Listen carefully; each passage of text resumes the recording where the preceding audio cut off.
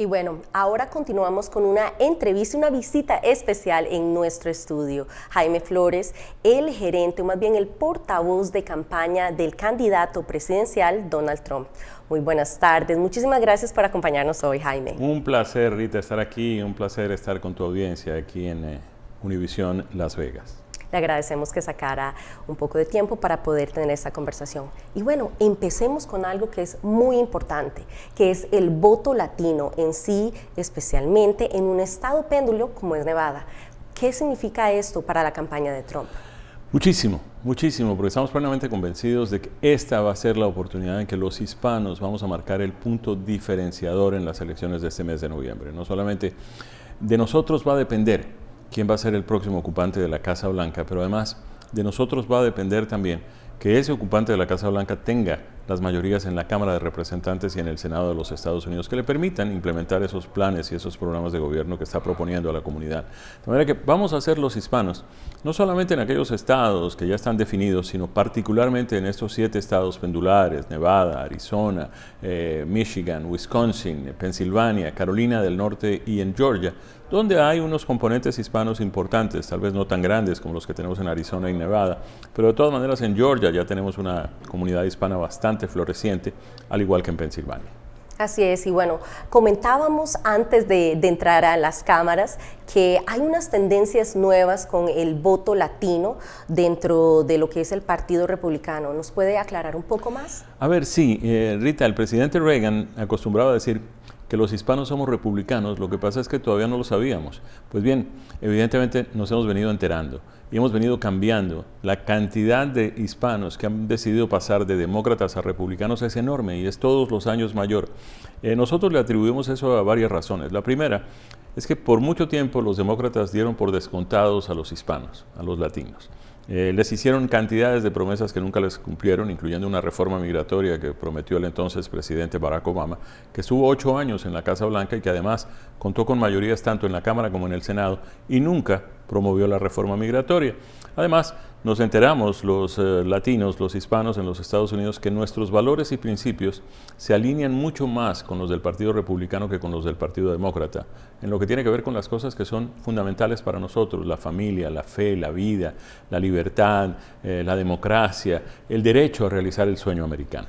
Claro, y bueno, hablando del sueño americano, un tema, un valor, algo que nos importa mucho a los latinos y bueno, a todos realmente, es la economía, y sabemos de que eso es una parte grande que está hablando el candidato y exmandatario Donald Trump. ¿Nos puede decir qué propuestas económicas tiene? El presidente Trump, primero, más allá de las propuestas que son excelentes, el presidente tiene resultados para mostrar. Durante su gestión, nosotros los hispanos, durante la administración Trump, tuvimos el ingreso más alto. Logramos superar los $50,000 anuales por familia por primera vez en la historia. Tuvimos además la tasa de desempleo más baja, en 4.9%. Tuvimos además la posibilidad de comprar casa. Más hispanos compraron una casa, una vivienda propia durante la administración Trump que en ninguna otra administración anterior. ¿Qué está proponiendo el presidente Trump? Claro, primero, tenemos que reducir la inflación, y la única manera de reducir la inflación es la única manera en la que nosotros en nuestros hogares pues resolvemos nuestros problemas económicos. Simplemente no podemos gastar más de lo que ganamos. Cuando una familia comienza a gastar más de lo que gana, va a terminar metiéndose en un problema. Es lo que ha pasado con este país a lo largo de todos estos años. Estamos aumentando la deuda. Estamos pagando más por el crédito. Eso aumenta la inflación. Para poder pagar los gastos enormes en los que esta administración se ha venido comprometiendo a lo largo de estos casi 4 años, hemos tenido que emitir más moneda. Y eso es lo que ha conducido a la inflación que tenemos. Volviendo a la responsabilidad fiscal, que es el lema fundamental de los republicanos, podremos bajar los gastos, equilibrar nuestra economía, bajar la inflación, crear más empleos mediante la reducción de impuestos. Cuando una industria deja de pagar impuestos, ese dinero que no paga en impuestos lo reinvierte. Al reinvertirlo en esa industria genera más empleo. Generando más empleo hay también más movimiento de la economía y más pago de impuestos, de manera que pues los impuestos siguen recibiéndose. Lo que pasa es que la economía crece, se genera empleo y hay bienestar para todos. Claro, y bueno, del bienestar para todos, pasamos a algo que comentó brevemente, que es el tema de la inmigración, algo que históricamente ha sido muy importante para los votantes latinos y en sí para toda la comunidad. ¿Qué postura tiene el Partido Republicano en referente a la inmigración? Nosotros tenemos que poner, Rita, aquí dos asuntos casi que independientes sobre la mesa. Están relacionados de alguna forma, pero son dos cosas distintas. La inmigración es una y la crisis fronteriza es otra. En inmigración tenemos problemas, los hemos tenido tradicionalmente, tenemos que resolverlos, vamos a tener que sentarnos republicanos y demócratas para encontrar salidas y realmente poner en práctica una reforma migratoria de fondo y ojalá pronto. Pero la crisis fronteriza, esa sí tenemos que resolverla ya, porque además no existía antes de esta administración. El presidente Trump dejó la frontera bajo control, estaba funcionando la política de permanecer en México, que hacía que aquellas personas que tienen derecho a solicitar un asilo, y el país está perfectamente obligado a concedérselo, pudieran esperar la decisión de ese asilo fuera de los Estados Unidos. Esta administración, la administración Biden, en el primer día, con 94 órdenes ejecutivas, acabó con todas esas políticas, inclusive la construcción del muro, que nos hubiera ahorrado cantidades enormes de problemas.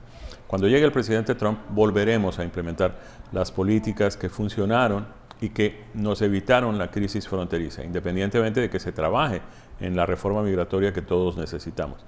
Pero el tema de la crisis fronteriza se tiene que acabar, porque además nada vamos a ganar resolviendo problemas de inmigración si sigue entrando la gente incontrolablemente.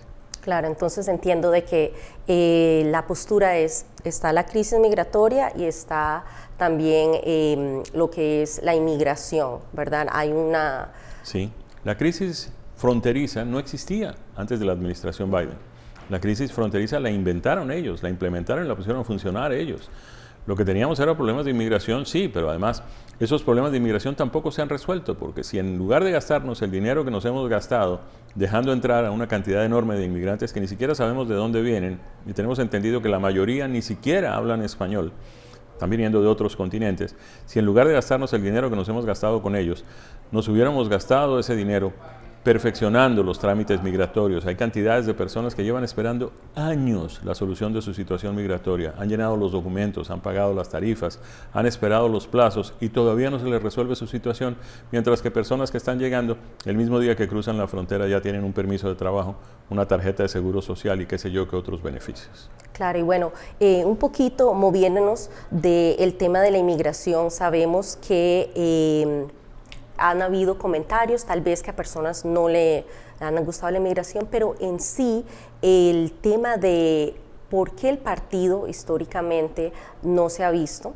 muy favoreciente para alguna parte de la población hispana, pero ¿por qué lo es? Previamente habíamos hablado de eso, que esto es una opción para los latinos que deberían seguir. ¿Qué nos puede decir al respecto? A ver, ha habido siempre una percepción equivocada de la relación que existe entre los republicanos y los inmigrantes. Han dicho que los republicanos somos anti-inmigrantes, nada más falso que eso. Lo que los republicanos somos, y lo somos de verdad frontalmente, es anti-ilegalidad.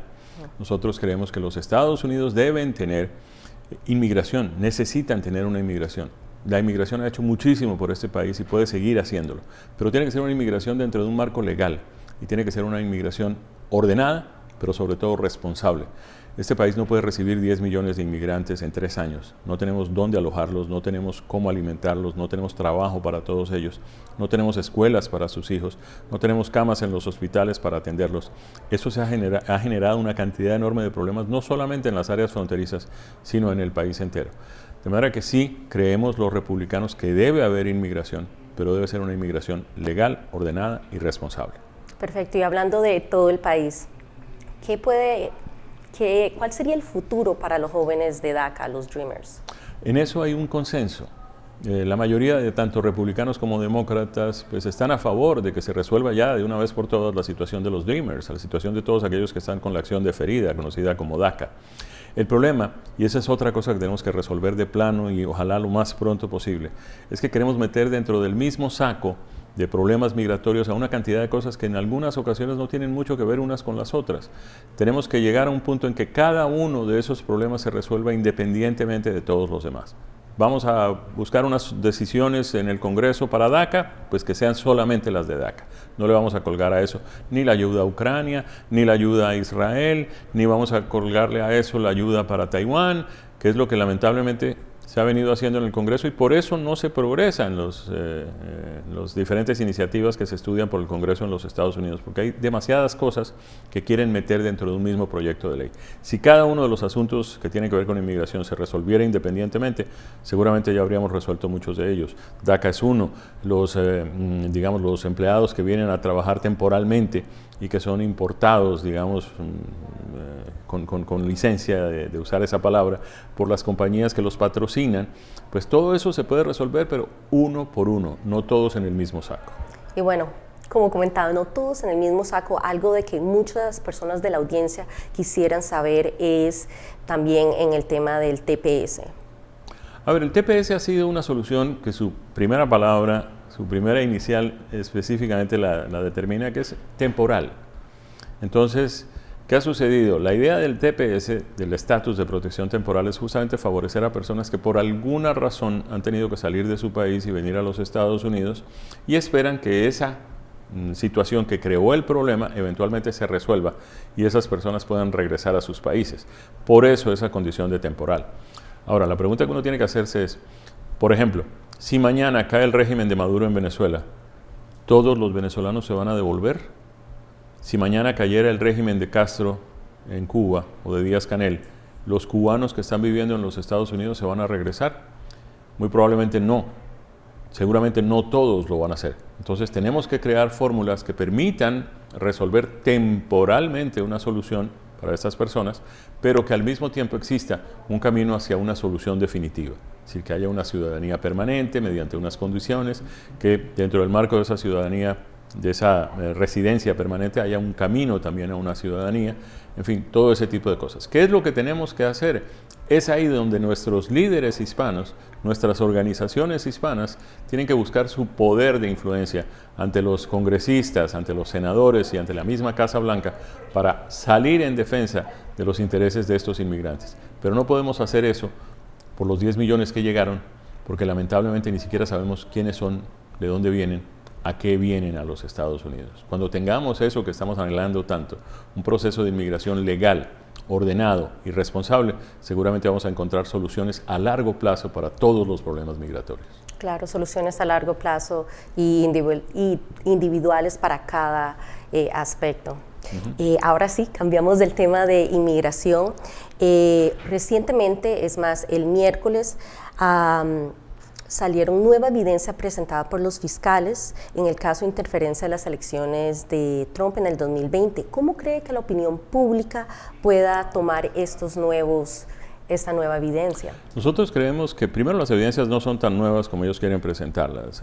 Ya ese es un caso juzgado, ya hay una decisión inclusive de la Corte Suprema que establece que hay una inmunidad para el presidente. A nosotros nos parece que esto es parte de esa cacería de brujas que el mismo presidente ha denunciado. Nos parece además extemporáneo, muy poco prudente que se haya presentado esto cuando apenas faltan poco más de 30 días para las elecciones. Es interesante porque existen normas que impiden que organismos de investigaciones del Estado adelanten ese tipo de investigaciones cuando estamos a la puerta prácticamente de una decisión democrática que en este caso puede ser absolutamente crucial para el resto de nuestra historia. Cuando se produjo el caso del computador de Hunter Biden antes de las elecciones del 2020, el Departamento de Justicia, el FBI, decidieron que no iban a divulgar esa información para no interferir en las elecciones. Nos llama mucho la atención que ese mismo Departamento de Justicia que protegió al presidente Biden con esto, seguramente si se hubiera sabido lo que había en el computador del hijo del presidente Biden, el presidente Biden no sería hoy el presidente de los Estados Unidos. Ese mismo Departamento de Justicia, ese mismo FBI, está haciendo todo lo contrario en esta oportunidad, con el ánimo exclusivamente de perjudicar en el último mes al presidente Trump. Ya hicieron todo lo que pueden contra él. Ya inclusive han tratado de asesinarlo en 2 oportunidades y no han podido hacer nada. No han podido hacer nada contra él, porque lo que hay detrás de Donald Trump es algo enorme, que somos nosotros, los votantes, el pueblo de los Estados Unidos, los republicanos, los independientes, algunos demócratas que queremos que los Estados Unidos vuelvan a ser grandes otra vez, y eso no lo van a detener. Fiscales que además han sido nombrados a dedo sin que su proceso de nombramiento y de designación haya sido claro como debería haber sido. Y claro, hablando de los votantes y todo esto, muchas personas tienen una gran pregunta que es si el resultado no llega a ser favorable para el Partido Republicano, ¿lo van a pelear o lo van a aceptar o qué se puede esperar? Rita, lo que el resultado tiene que ser es favorable para la justicia. Nosotros hemos dicho también en todos los tonos, en la medida en que las elecciones sean justas, libres, independientes, reflejen la voluntad de la gente, obviamente nosotros los vamos a aceptar, esa es nuestra obligación. Lo que queremos es eso, que las elecciones estén por encima de cualquier duda. Lamentablemente hoy, 4 años después, todavía hay un segmento muy importante de la población en los Estados Unidos que está plenamente convencido de que las cosas no fueron muy claras en la elección del 2020. Y nos dicen, sí, es que hubo 60 y no sé cuántos procesos y todos desfavorecieron al presidente. No solamente es eso, hubo una serie de cosas que sucedieron que no tienen que ver necesariamente con el conteo de los votos, que debieron haber sido consideradas también en esas investigaciones.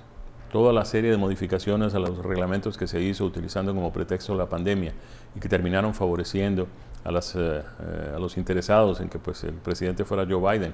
La cantidad de boletas electorales que se repartieron a personas que no las habían solicitado simplemente porque se cambió la norma. En fin, hubo una serie de cosas que sucedieron ahí y nosotros estamos en el Comité Nacional Republicano trabajando con nuestro Departamento de Integridad Electoral.